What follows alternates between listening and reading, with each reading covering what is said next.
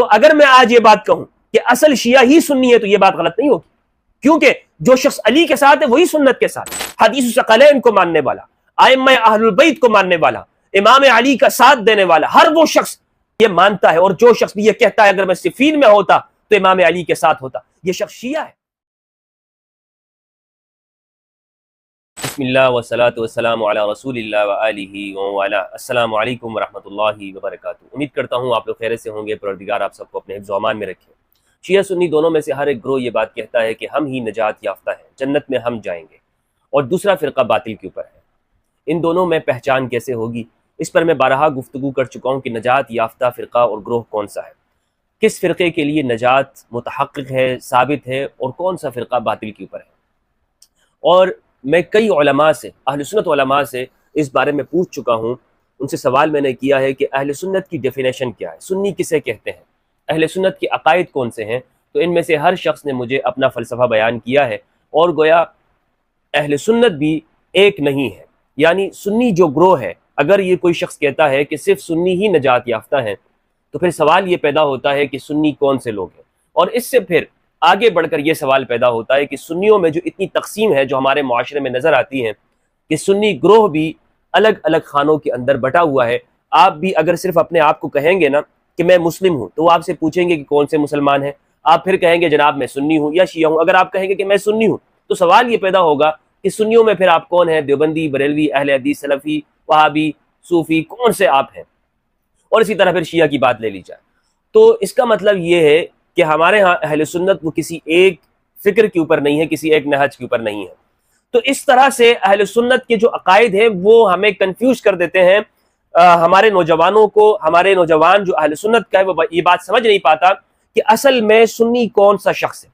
اس لیے میرے نزدیک یہ جو سنیت کی جو تقسیم ہے یہ فرقہ وارانہ تقسیم ہے، یعنی اس کو مزید میں تھوڑا سا آگے آپ کے سامنے بیان کرتا چلوں، لیکن یہاں پر میں لفظ شیعہ کو بھی موضوع بحث لانا چاہتا ہوں کہ جو شیعہ کا لفظ ہے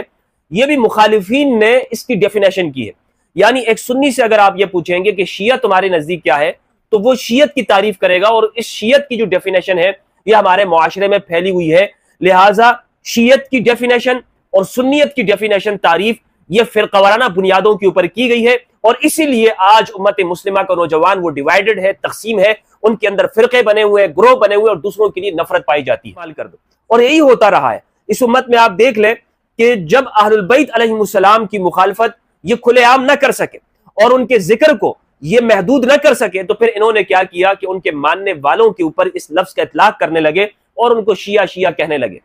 گویا کہ انہوں نے معاشرے کے اندر، پورے ملت اسلامیہ کے اندر نوجوانوں کے ذہن میں یہ بات بٹھا دی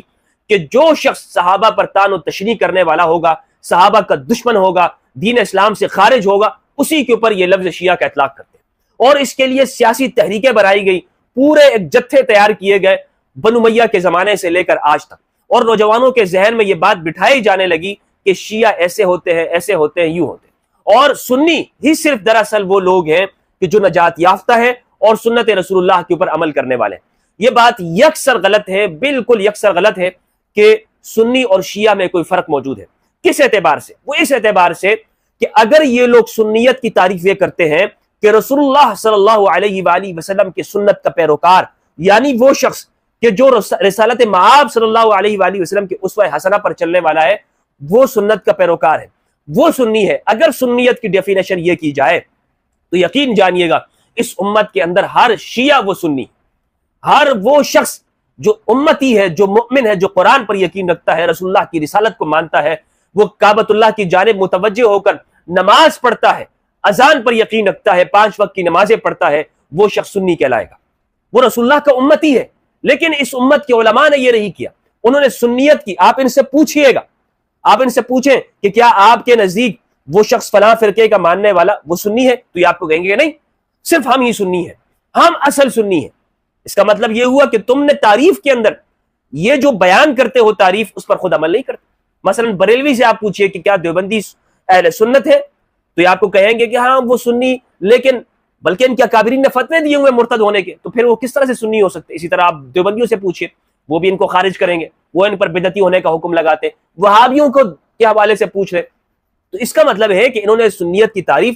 فرقہ وارانہ بنیادوں پر کی ہے۔ شیعوں کا تو پوچھئے نہیں نا کہ وہ ان کو نکال ہی دیتے ہیں، ان کو تو اسلام سے ہی خارج کرتے، سب کو ایک دوسرے کو بھی انہوں نے اسلام سے خارج کیا ہوا ہے۔ جبکہ حقیقی معنی شیعیت کا کیا ہے؟ شیعیت کا حقیقی معنی یہ ہے یا علی انت و شیعتک هم الفائزون، اے علی آپ اور آپ کے شیعہ ہی فائزون کامیاب ہیں۔ حدیث ثقلین کو ماننے والا، ائمہ اہل البیت کو ماننے والا، امام علی کا ساتھ دینے والا ہر وہ شخص جو یہ یقین رکھتا ہے کہ اگر میں جمل میں ہوتا تو امام علی کے ساتھ ہوتا، ہر وہ شخص جو یہ یقین رکھتا ہے کہ اگر میں غدیر خم میں ہوتا تو اگر رسول اللہ یہ اعلان فرماتے من کنت مولا فہذا علی المولا اللہم والی من والا وعاد من عادا، جس کا میں مولا علی اس کا مولا، اے اللہ اس کا ولی بنا، اس کی مدد کر کہ جو علی کو مددگار مانتا ہے۔ من کنت مولا فہذا علی المولا اللہم والی من والا وعاد من عادا، اور اس کو دشمن بنا جو علی کو دشمن مانتا ہے۔ اگر وہ غدیر میں ہوتا تو وہ علی کی ولایت کا اقرار کرتا۔ جو شخص بھی یہ مانتا ہے اور جو شخص بھی یہ کہتا ہے اگر میں صفین میں ہوتا تو امام علی کے ساتھ ہوتا، یہ شخص شیعہ ہے، یہ شخص شیعان علی میں سے ہے۔ اور ہمارے سنی علماء نے اس بات کو لکھا ہے، شاہ عبد العزیز رحمہ اللہ نے تحفہ اثنا عشریہ کے اندر یہ بات لکھی ہے کہ اصل شیعان علی تو اہل سنت ہے، اصل شیعان علی ہی اہل سنت ہیں۔ تو اس بات کو میں آپ کے سامنے اس لیے زور و شور کے ساتھ کر رہا ہوں میرے بھائیوں کہ ہمارے نوجوان نسل کے یہ بات سمجھ لے کہ اصل شیعہ وہ کون ہے؟ وہ سنی ہی ہے، اور اصل سنی ہی شیعہ ہے۔ ان دونوں میں کوئی فرق نہیں ہے، کوئی مفاوات نہیں ہے، کوئی تفاوت نہیں ہے، مگر برا ہو اس سیاست کا کہ جس نے بنو امیہ کے زمانے سے آج تک نوجوان نسل کو کنفیوز رکھا، یہاں تک کہ یہ آہستہ آہستہ کر کے اسلام سے ہی نکلتی گئی۔